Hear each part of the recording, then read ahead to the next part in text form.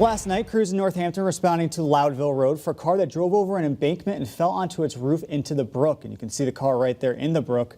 Crews responding at around 6:30 p.m. to find that the driver was able to remove themselves from that car and walked away without any major injuries.